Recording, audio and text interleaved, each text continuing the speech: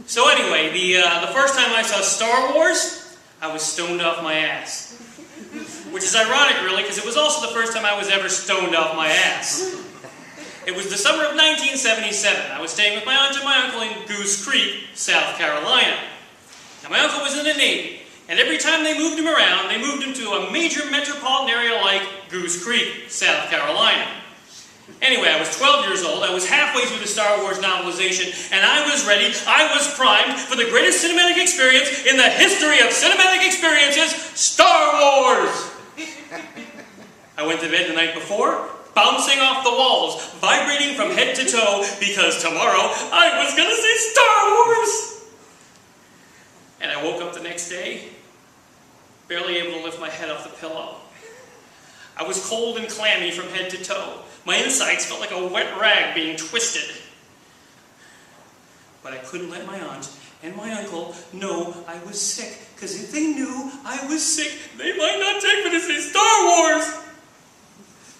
So I threw myself onto the floor, dragged myself across the hallway, threw myself into the shower, and approximately 10.2 minutes later, I dried myself off, dressed myself, straightened myself up, plastered a smile on my face, because today I was going to see Star Wars!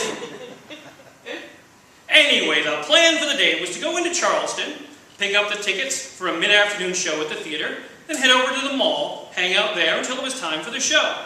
We got into Charleston. We picked up the tickets. We went to the mall. We went to the food court.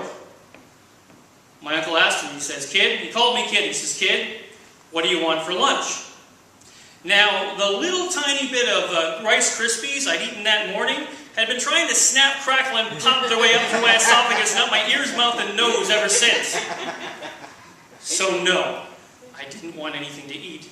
But I couldn't let them know that, because if they knew that, they might know I'm sick, and if they knew I'm sick, they might take me to see Star Wars! So I ordered my food court usual, a cheeseburger, French fries, and an orange Julius. Approximately 10.2 minutes later, the food court was covered in a stick, gooey, shiny layer made up of cheeseburger, French fries, and orange Julius. It was right around this time, my aunt and my uncle began to suspect I wasn't entirely well. My uncle took me to the restroom, he cleaned me up, he looked at me and he said, "Kid," he still called me kid, he said, "Kid, we don't have to see Star Wars today. We can come back on another day when you're feeling better." And I looked up at him and I said, "I want to see Star Wars." And he said, "Okay." And he reached into his pocket, he took out a pill bottle. And he handed me a capsule. He said, "Take this." So I took that. And approximately 10.2 minutes later, as we were coming into the theater lobby, I began to realize that the sick me and the want-to-see Star Wars me had become separated from each other, pulled apart. The sick me was in a gooey, sticky puddle on the floor. The want-to-see Star Wars me was about 3 feet back and 5 feet up, floating and bobbing and weaving and feeling pretty darn good. So I floated and bobbed and weaved my way up to the ticket taker. He took my ticket and he tore it.